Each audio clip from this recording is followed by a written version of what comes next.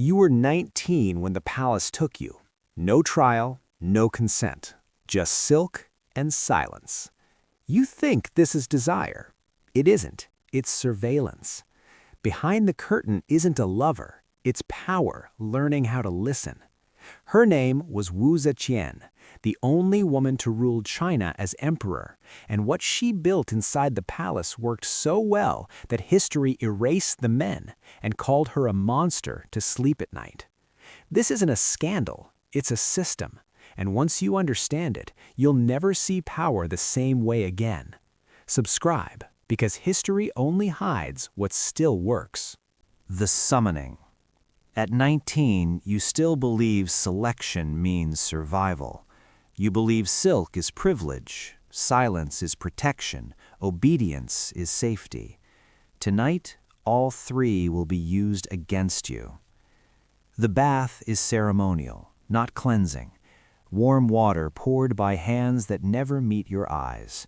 Oils rubbed into your skin to remove every trace of where you came from. Your clothes are taken away, folded neatly, and carried out of the room as if your former life has already been concluded. No one asks if you are ready. Readiness is irrelevant here. They dress you in silk that belongs to the palace, not to you. The fabric is light, expensive, suffocating. A eunuch adjusts your collar, then adjusts it again, slower this time. Another corrects the way you stand, shoulders back, chin lowered, eyes trained downward but alert. Fear must be visible but never loud. In this place, even terror has etiquette. You were told you were summoned for service. You were told it was rare. You were never told it was permanent. The corridor stretches longer than memory allows. Torches cast shadows that move like living things along stone walls worn smooth by centuries of footsteps. Every man who ever walked here believed he was chosen for a reason. Most were never seen again. The palace does not announce its endings. It absorbs them. A screen waits at the far end, embroidered with dragons so finely stitched they seem to breathe. Behind it, you hear someone breathing first, slow, measured, unafraid.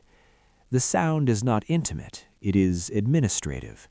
Whatever happens next has been rehearsed 1,000 times. Your name is taken quietly, not written, memorized, erased.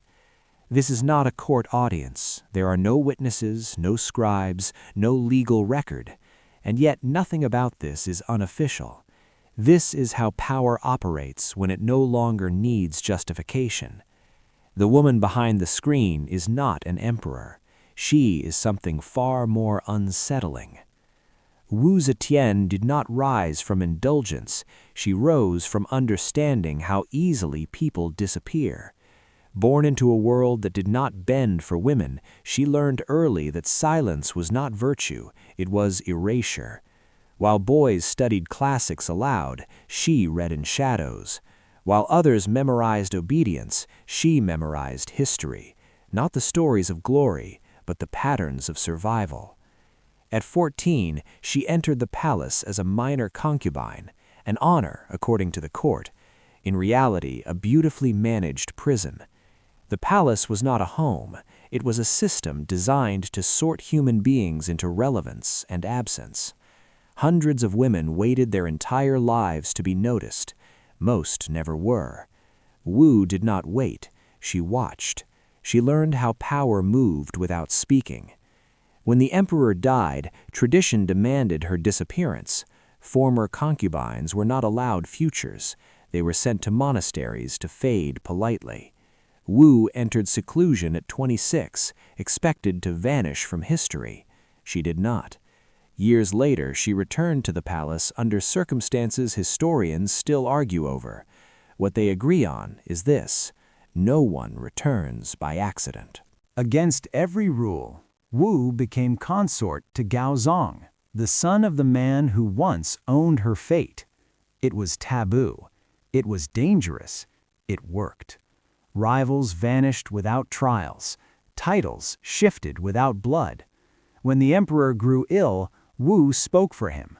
When his voice failed, the empire listened to hers. In 690, she stopped pretending. Wu Zetian declared herself emperor. Not regent, not caretaker, sole sovereign. The Confucian order fractured under the weight of a reality it was never designed to explain. Her reforms were efficient, her governance was effective, but her most disturbing innovation did not appear in law. It unfolded in private chambers, where power had always flowed in one direction. Wu Zetian reversed it. She understood what emperors had practiced for centuries, but never admitted openly. Bodies were tools, intimacy was leverage, access was authority. So she built a system where men were selected, trained, and controlled under the language of ritual and service. Beauty replaced lineage, silence replaced loyalty, obedience replaced consent. They called it ceremonial. In practice, it was surveillance disguised as closeness. Young men were chosen for symmetry, softness, and submission. They were taught how to listen without reacting, how to remember without recording, how to exist without leaving traces. To be chosen meant elevation without security, privilege without protection, a life measured entirely by proximity to power. And now you stand at the threshold of that system.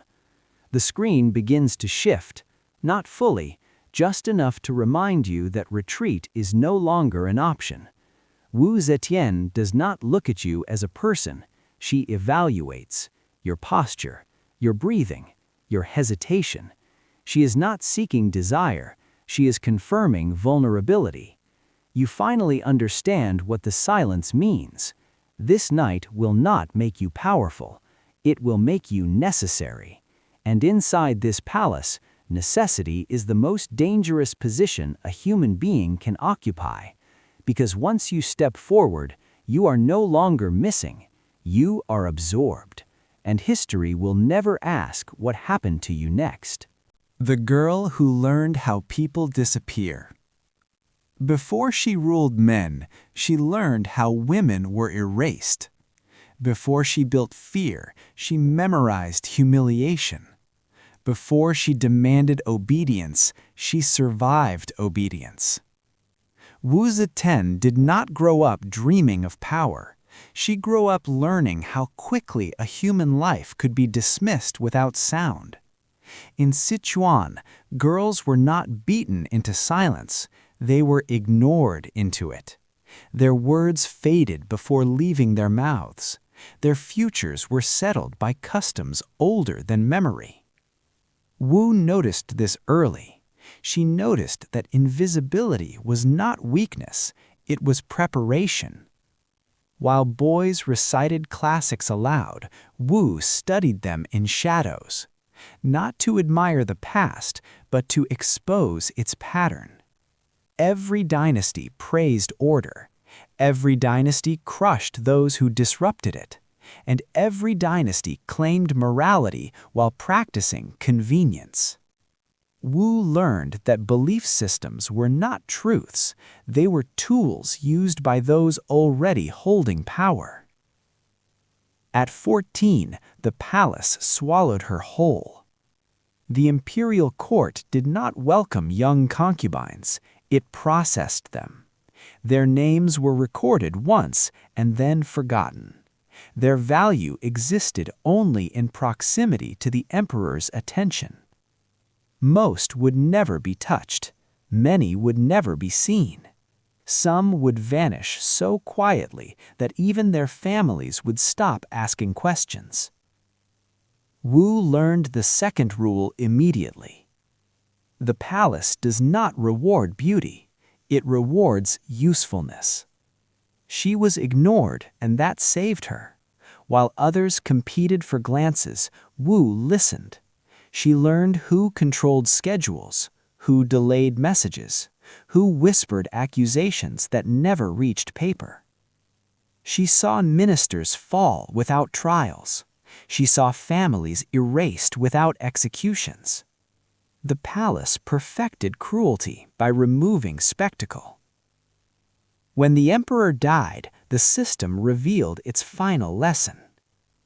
Concubines were not mourned, they were disposed of. Wu was sent to a Buddhist convent, a place described as spiritual retreat but designed as ritual burial. Former concubines were expected to disappear politely, wrapped in prayer and silence. Many broke there. Some begged to return to the world. Others simply stopped speaking. Wu did neither. In isolation, she dissected the palace from memory. She understood something devastatingly simple. The court did not fear sin, it feared disruption. It tolerated cruelty as long as order survived. That insight changed everything. When she returned to the palace years later, history pretended confusion. How did a woman meant to vanish reappear? The answer is uncomfortable, because power does not eliminate threats, it recycles them when useful. Wu aligned herself with Gaozong, not through seduction, but through necessity. He was ill. He was surrounded by men who spoke loudly and delivered little. Wu listened. She remembered. She connected patterns others dismissed as coincidence. Ministers began addressing her instead of him, without realizing when the shift occurred. Rivals did not die publicly. They disappeared administratively.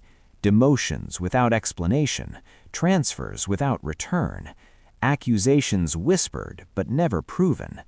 The palace grew quieter wherever Wu stood. Silence followed her like a shadow. By the time she declared herself emperor, resistance had already exhausted itself. The title merely acknowledged reality. But Wu knew something emperors before her often ignored. A throne without information is a coffin.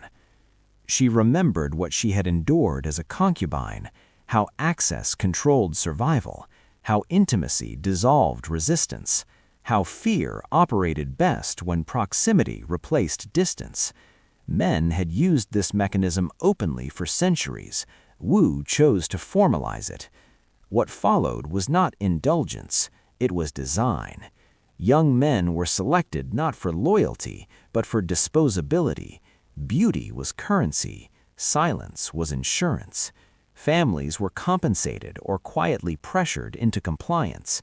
These men were trained to observe, not participate, to hear everything and repeat nothing unless commanded.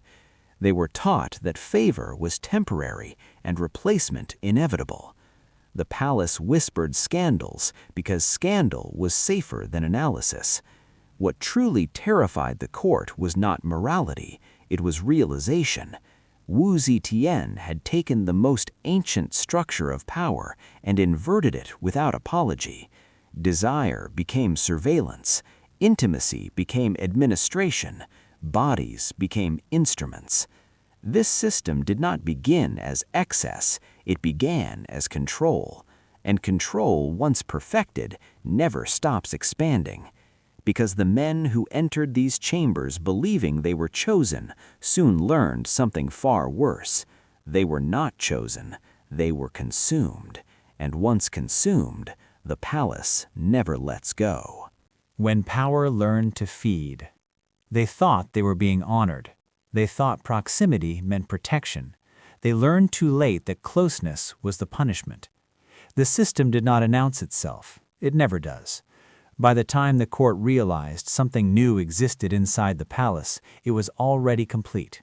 There were no proclamations, no moral justifications, no public ceremonies. Only a quiet change in how men entered the inner chambers and how few of them ever left unchanged. The selection process was clinical. Agents did not search for courage or loyalty.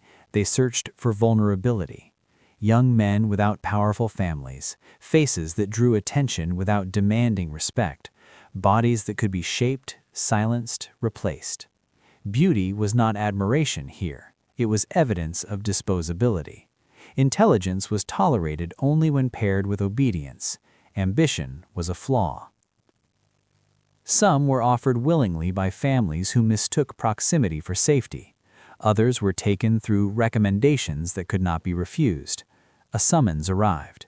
Declining was never discussed. Once inside the palace, names became optional. Titles were temporary. Identity was negotiable. Training began immediately. They were taught how to kneel without appearing submissive, how to speak without asserting presence, how to remember conversations word for word without ever reacting. Silence was enforced not through punishment, but through conditioning. Men who spoke too freely were reassigned. Men who questioned were removed. No one ever learned where they went. The illusion of privilege did the rest. Silk, private quarters, fine food, occasional smiles from powerful figures, enough reward to encourage compliance, never enough to inspire confidence. Every man understood the rule without it being spoken. Replacement was easy. Resistance was fatal. Wu Zetian did not need to watch them constantly. The system watched itself. What terrified the court was not intimacy. Emperors had maintained harems for centuries without apology. What unsettled them was function. These men were not ornaments, they were conduits. Information passed through them faster than any official channel. Ministers spoke freely around what they believed were silent companions. Generals underestimated what beauty could hear. Secrets traveled faster than decrees. The palace became porous. Decisions were anticipated before they were announced. Disloyalty was sensed before it matured. Fear became preemptive.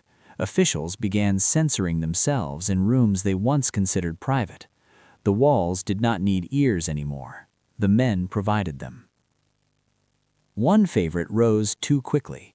He arrived without pedigree, without allies, without warning. His elevation was so sudden that the court invented stories to explain it. Buddhist titles were granted to sanitize his presence. Public roles were created to justify his access. He spoke with confidence that only comes from believing oneself untouchable. That belief killed him. Power devours its favorites first. The moment he confused proximity with immunity, he crossed the only boundary that mattered. After a private dispute, he ordered the destruction of a symbolic hall built to glorify Wu Zetian's authority. The act was not rebellion, it was arrogance. He was ambushed days later. No trial, no mourning. His death was administrative, his ashes scattered, his name removed from record. The lesson was understood immediately. Favor is not protection, it is exposure. Others learned faster. Some survived by becoming shadows, musicians, physicians, poets, men who sought nothing and therefore threatened nothing. They existed quietly, passed through chambers without leaving echoes. A few died naturally. Most did not. Rumors followed them. Accidental tonics, sudden illness, silent burials. Then came the brothers. Young, educated, ruthless in ways the court recognized too late. They did not merely pass information, they controlled access. One filtered who spoke to the empress, the other shaped what she heard. Officials bowed to them before approaching the throne. Decisions stalled unless approved. Promotions appeared predetermined. This was no longer intimacy, it was governance. The Confucian elite panicked, but panic without leverage is useless. They could not attack Wu Zetian directly. Her authority was legally sealed. Her reforms were popular, her control absolute. So they attacked the narrative. Numbers inflated, scandals multiplied, moral outrage replaced analysis. It did not matter. The system worked. Until it didn't. As Wu Zetian aged, something shifted. The body that once commanded silence began to fail. Vision weakened. Hands trembled. Illness crept in quietly, the way real threats always do. The palace adapted around her, but adaptation creates space. Space invites occupation. The brothers filled it. They began issuing instructions without confirmation, handling envoys, delaying decrees, controlling who saw her and when. At first it was assistance, then substitution, finally replacement. The system designed to protect the throne began orbiting itself. Wu Zetian noticed too late. The men who were meant to be instruments had become intermediaries. The surveillance network turned inward. Information no longer flowed cleanly. It pooled, it distorted, it served new interests. Power had learned to feed on itself, and the palace, once silent with obedience, began to thicken with suspicion. Because when control replaces trust, every whisper becomes a threat, and the system Wu Zetian built to secure her rule had reached its most dangerous phase. It no longer needed her, and that is when the palace truly became lethal. When the palace began to rot, the men stopped fearing removal. The empress stopped seeing everything. The palace began eating itself. The men inside the inner chambers no longer slept peacefully, not because they feared punishment, but because they feared replacement. Every morning, someone was missing. No announcement, no explanation. A room sealed, belongings removed, servants instructed never to mention the name again. The palace did not execute people loudly, it erased them quietly. This was the rule everyone understood. What no one expected was how quickly erasure would become routine. The system Wu Zetian had built was never meant to be permanent. It was designed to be fluid, replaceable, silent. But systems trained to watch eventually learned to judge. The men no longer waited to be told who mattered. They decided. Who spoke too much, who listened too closely, who lingered near doors. Selection turned inward. Survival became imitation. The younger men learned fast, smile less, speak softer, repeat exactly what was expected. Curiosity became dangerous. Individuality became fatal. Every movement was measured because someone was always watching. No one knew who reported to whom anymore. Fear dissolved hierarchy. This was not power. This was captivity with privileges. Wu Zetian sensed decay before anyone dared name it. She noticed the way information reached her already shaped. Reports that felt rehearsed. Decisions that arrived with urgency but no origin. The illness clouding her body did not dull her instincts. Something was filtering her world. But power does not like to admit blindness. The brothers ensured she never saw emptiness. They filled her chambers with motion, voices, assurances. They framed isolation as protection. They spoke of enemies everywhere, of plots, of traitors, of necessity. Fear is easiest to sell when it feels logical.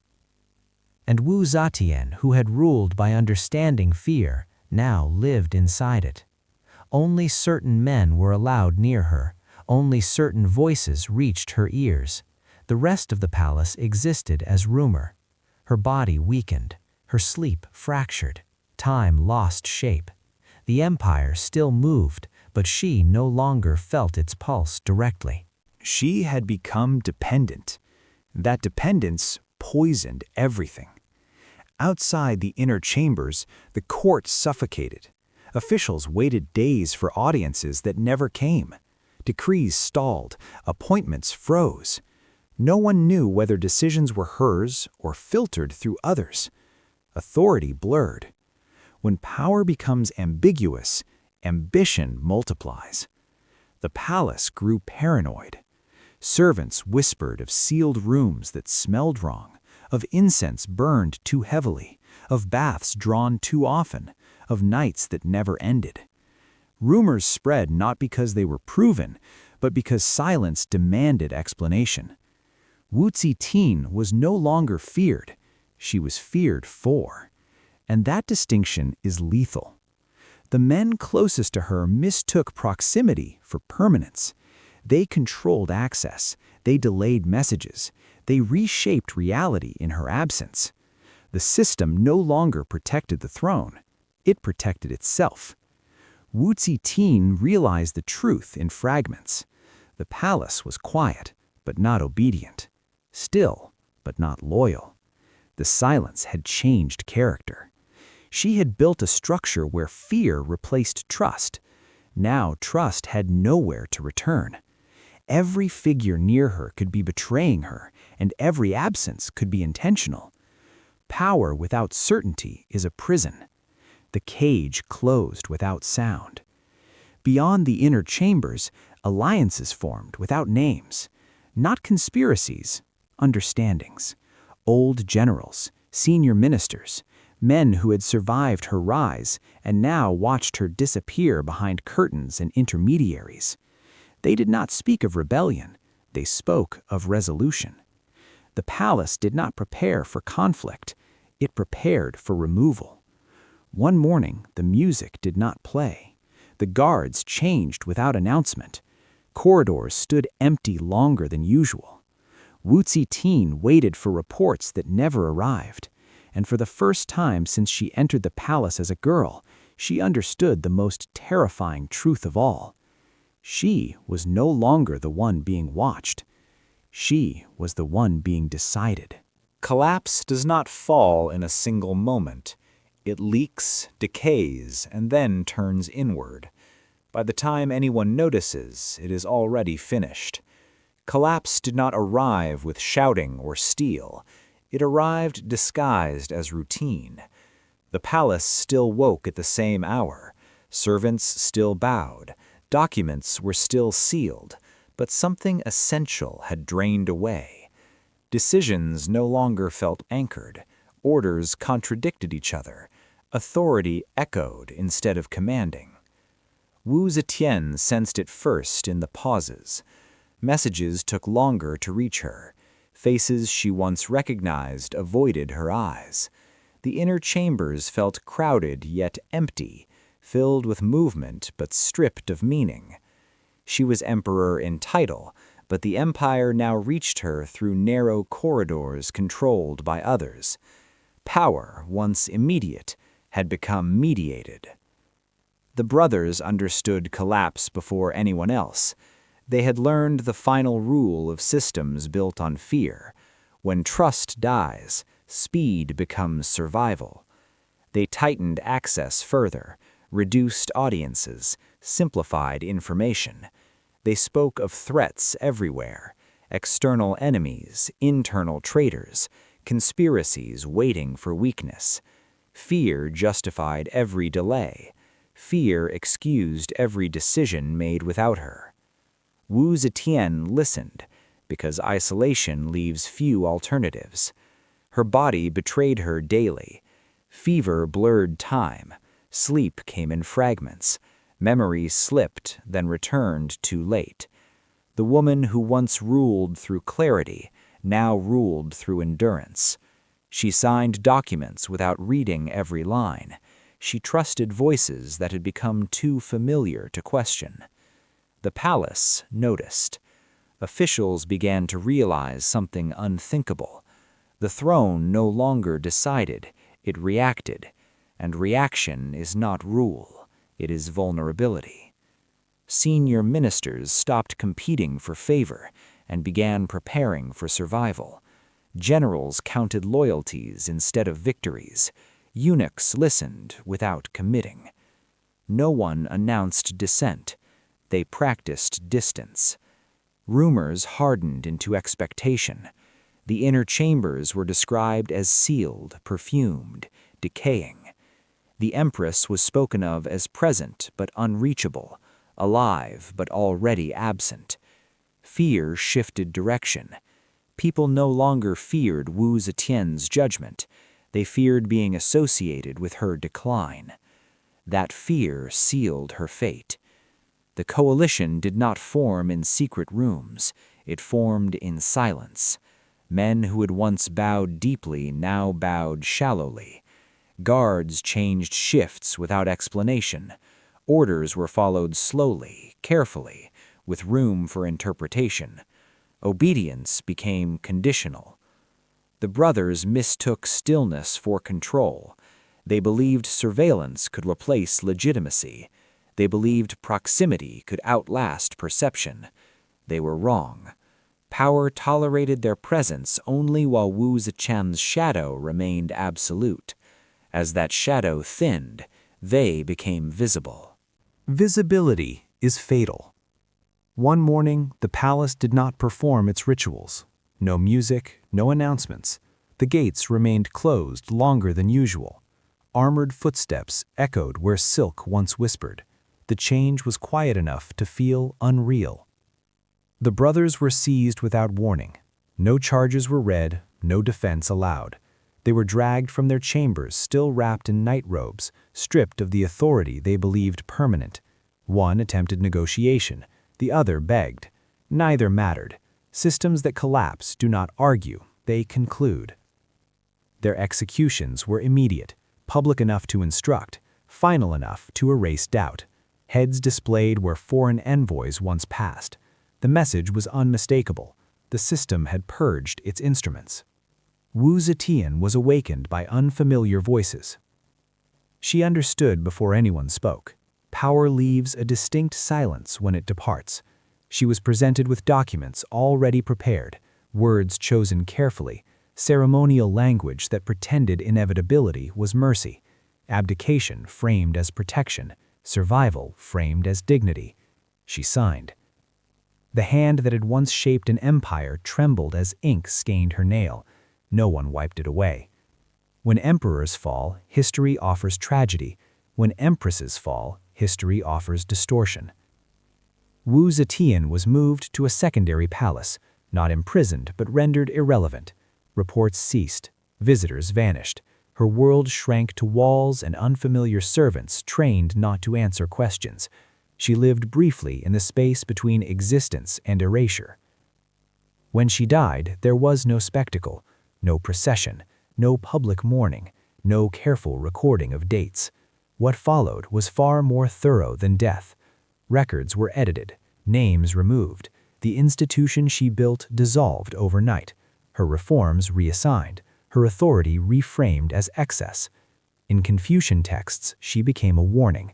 In folklore, a monster. In history, a distortion. But erasure is never perfect. Fragments remained, marginal notes, inconvenient laws, promotions that could not be explained by lineage, evidence of a ruler who did not simply survive power, but exposed it. And that is why this story was never meant to be remembered. Because Wu Zetian did not break the system, she revealed it. And what history does next is always the same. It looks away. The lie history needed to survive. Power falls when empires break. Legends are born when truth is buried. And monsters are created when honesty is too dangerous. Wu Zetian did not lose power the moment she was forced to abdicate. She lost it the moment history decided she could not be understood. Her death was quiet, almost disrespectful in its simplicity. No horns, no mourning crowds, no dramatic end worthy of an emperor. Just a body failing inside walls that no longer recognized her authority. By the time she died, the empire had already rehearsed forgetting her. That forgetting was not negligence, it was policy. Within days, scholars were summoned. Court historians sharpened brushes, not to record what happened, but to correct it. Words were chosen carefully, meanings softened, facts redirected. The goal was not accuracy, it was comfort. China did not need to remember a woman who ruled successfully. It needed to remember a warning. So Wu Zetian was rewritten. Her efficiency became cruelty. Her intelligence became manipulation. Her system of control became obsession. And the male harem, the most unsettling mirror she held up to power, was reduced to scandal, exaggeration, rumor. Numbers were inflated to absurdity. Motives were sexualized. Context was stripped away. not to reveal truth, but to make it dismissible. Because if the story remained political, it was dangerous. If it became moral, it could be ignored. The men were erased first. Their names vanished from records. Their roles dissolved into vague titles. Survivors learned the final lesson of the palace. Silence is the last form of loyalty. Speaking would not restore truth.